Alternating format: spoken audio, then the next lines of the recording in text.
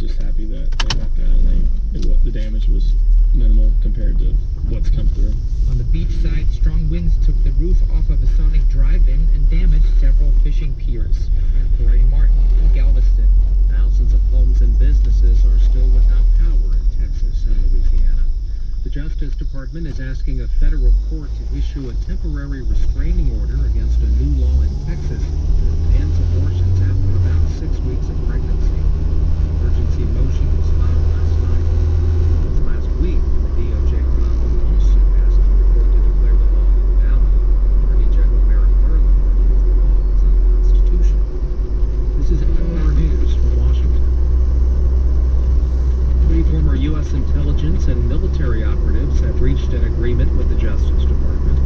NPR's Ryan Lucas says it resolves federal criminal charges related to hacking on behalf of the United Arab Emirates.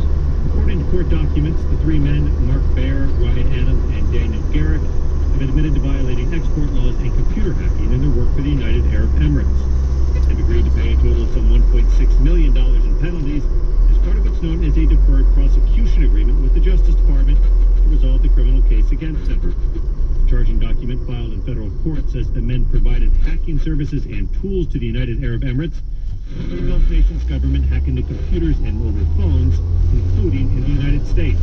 In addition to the financial penalties, the defendants faced several employment restrictions, including a lifetime ban for holding a U.S. security clearance.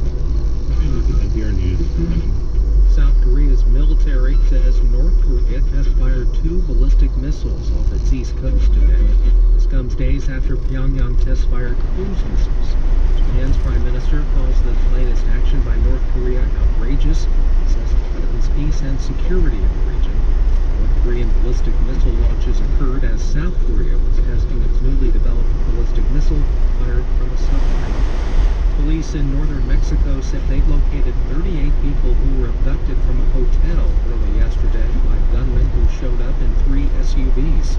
The chief prosecutor says it appears the group was abandoned by captors. I'm Dave Mattingly, NPR News in Washington. Support for NPR comes from NPR stations. Other contributors include the estate of Samir Nagini, whose bequest helps ensure access for all to quality public radio reporting and forums that encourage lifelong learning, and the listeners who support this NPR station. Good morning, it's your Wednesday, the 15th of September, middle of the month, middle of the week, exactly. I'm Jennifer Moon. This is Morning Edition on the Station in Philadelphia. It's 5:06. Stories that we'll be bringing to you this morning. COVID-19 cases and hospitalization are at 7-month highs in Delaware, but that's not keeping down crowds at festivals, sports, and other events. For the past year, the public's attention has been on the dangers of COVID-19, but we're now seeing a more common virus that is leading to an unseasonable high number of sick children. The Interactive Art Project aims to bring humanity to those lost in violence in Trenton, New Jersey. The Potential Project allows people to download an app, scan a yellow square, and hear stories about the victims and their families and friends.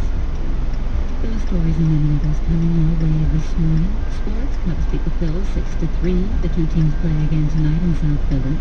Philadelphia Union playing Club America in the second leg of the CONCACAF Champions League final semifinals. Club America lead 2-0 in aggregate. And the forecast, sunny clouds mixing today, a high of 89 with a wind 507. This is Morning Edition. Thanks for listening. It's Morning Edition from NPR News. I'm A. Martinez. And I'm Noel King. Good morning. California's Governor Gavin Newsom will keep his job. Newsom fended off a Republican-led recall effort. The Associated Press called the race not long after the polls closed. Nicole Nixon with Cap Radio News in Sacramento has been following this one. Hey, Nicole. Hi. So unofficial returns show that about 2/3 of voters in the state chose to keep Newsom in office. What is he saying? Said he was humbled by the results, and he said that by rejecting the recall, he believes Californians will also say yes to the coronavirus vaccine, to voting rights, and all these other issues that came up in this election. Here he is addressing reporters last night. We said yes